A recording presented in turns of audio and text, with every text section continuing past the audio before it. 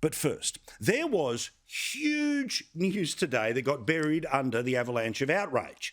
It is data from the far right-wing policy known as policy think tank, the Australian Bureau of Statistics, that was able to show us that your wages, while they may have gone slightly up in the past little while, the cost of everything has gone way up. So therefore, the actual spending power of your money has gone backwards.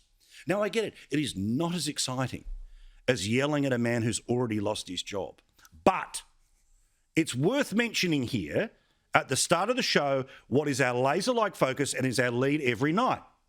Because this is why 88% of Australians are worried about inflation. But it's not reflected anywhere in coverage because, of course, everything's cyclical now, where everything was personal before. Well, screw that. Because the reality right now for Australians, including the ones you can open the paper, God forbid they even report about it on the ABC. There are people that are turning off power at the switch box because it's too expensive.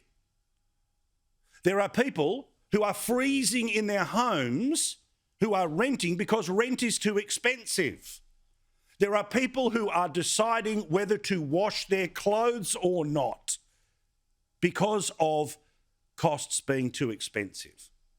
That's why I talk about it every night, because it is what's happening in your world. It's what's happening in every suburb, in every country town, in every state in the country. And the reality that your wages are not keeping up with inflation means the value of every dollar you earn goes backwards, backwards, backwards. Wait till I show you those numbers. But again, thanks particularly to the Financial Review who cut this down nice and easily, but the source material is all from the Bureau of Statistics. In terms of your real wage, it went backwards in New South Wales, in Victoria, in Queensland, in Western Australia, South Australia, Tasmania, Northern Territory, ACT, everywhere. Everywhere. This won't be your front page tomorrow. You didn't lead your 6 p.m. news tonight. Now, that's because, of course, it's easier, as I say, to yell at a bloke who's already lost his job, who the Australian public's already made its decision about. This now is the lived experience of Australians. Yet, of course, there's such little effort and interest in talking about that anymore because it doesn't have a political goal to it. It's not the fulcrum with which people were able to change a government. And what it means is that the most powerful people amongst us couldn't care less about the most vulnerable amongst us. Sure, they'll say it if you really force them to it. But if you get them to choose what to use, what story to write with their pen, what to talk into the microphone, what to say into the camera. Oh yeah, okay, we'll sort of mention quickly this. But again, can I have a look at this? In the mining sector, your wages have gone backwards in terms of the real wage. In the healthcare sector, the retail trade sector, the accommodation and food sector, the financial services sector, the manufacturing sector, the construction sector, even the media. And just to drive home a point to those that sit waiting and watching to go and dob to the Twitter gods because Paul isn't crying enough about his mate. Did you notice this today? When you actually have a look at your real wages, the fall takes the spending power back to 2011. Now, sure, if it's government's fault, last government, well, they got the arse. It's now 3 months into a new broom. And what have they done? What have they said? What have they done at all on cost of living? Yes, they wrote a letter to the Fair Work Commission and that resulted in a pay rise for the poorest amongst us. But remember, inflation is going higher than any pay rise you are getting. What are they doing? Nothing. But remember, everything that was personal before the election is now cyclical after. Therefore, no one cares. But a quick note to everyone in the media. When you get a chance just to get out of the bubble for a moment or two's time. Now, sure, there'll be a quick little chat, no doubt. It might even go for 25 minutes. Oh, did you hear about the ministry thing and the what's, oh, okay, cool.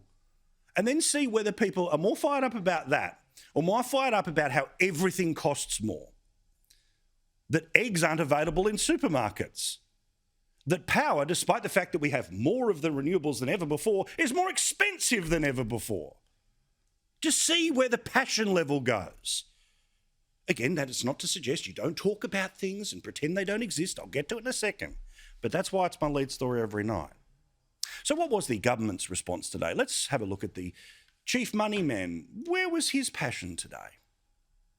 We're pleased to see wages growth picking up again, but it's well short of inflation, and that means real wages are still going backwards substantially. The idea that they didn't know that Scott Morrison had these dictatorial tendencies is absolutely ridiculous. Scott Morrison is a member of Peter Dutton's party room, and so Peter Dutton should be insisting on the right outcome here. He has a choice here. He can continue to suck up to Scott Morrison, or he can stand up to him. That's the key test of leadership. And then, of course, there's the Prime Minister of the country. Now, you would think that the assembled media, when they had a chance to talk to the Prime Minister today, would say, ask a question, any question, like one question about the fact that your wages are effectively back at 2011 numbers because inflation's through the roof, a little pay rise, but it's not keeping up. Not one question from the media today, because we all know what they were really chasing. They're not even trying to report on what's going on. As for Peter Dutton, he was exactly where 88% of Australians are when it comes to the things they care about. In the last fortnight of Parliament, they asked themselves 69 questions. Only 3 of them related to cost of living.